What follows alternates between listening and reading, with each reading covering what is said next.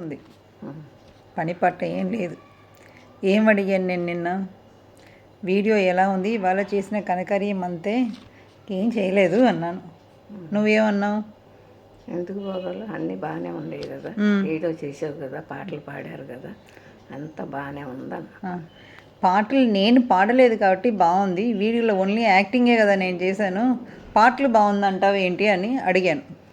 అది మీ గొంతుకు లాగానే ఉంటుంది కదా, యాక్టింగ్ చేసినా కూడా, అందుకని మీరు చేసిందే నాకు నచ్చింది. అంటే ఈ సుత్తి అంతా కాదండి, ఈ ముసలి వాళ్ళతో మన వేగలం అండి. మా మావయ్య కూడా అంతే, భోజనానికి వచ్చి వేడి వేడి అన్నం, అన్ని కూరలు 4-5 కూరలు వండి పెట్టి అన్నీ కూర్చోబెట్టి నేను భోజనం పెట్టి అన్నీ చేసుకుంటే వెళ్తా ఏంటి అంకుల్ వంట ఎలా ఉందంటే, అన్నం వేడిగా నీళ్ళు చల్లగా హాయిగా ఉందన్నారు. అలా ఉంటుందండి వీళ్ళంతా. అసలు నన్ను మెంటల్గా ఎంత టార్చర్ పెట్టడానికి కుదురుతుందో, వీళ్ళు మాటలతోనే పడి చచ్చిపోవాలని అనిపిస్తుందండి. ఏదో ఒక రోజు వీళ్ళు మాట్లాడిన రోజు 11వ రోజు నేను చచ్చాను, అది వీళ్ళ వల్లనే చచ్చి ఉంటాను అనుకున్నా. ఏది తినగా సమానం చెప్పరు. లేకపోతే అంత ప్రాణం పెట్టి వంట చేసి పెడితే నీళ్ళు చల్లగా అన్నం వేడిగా ఉండటం ఏంటండి, కూరల్లో ఉప్పు కారం ఏం టేస్ట్ ఉండదా ఏంటి? అంత మాట చెప్తే ఇంత చిన్న కోడలు ఎంత హట్ అవుతుంది. బాగా చాలా హట్ అయినండి. అవ్వాల నుంచి నేను 2 కేజీ పెరిగాను ఆ టెన్షన్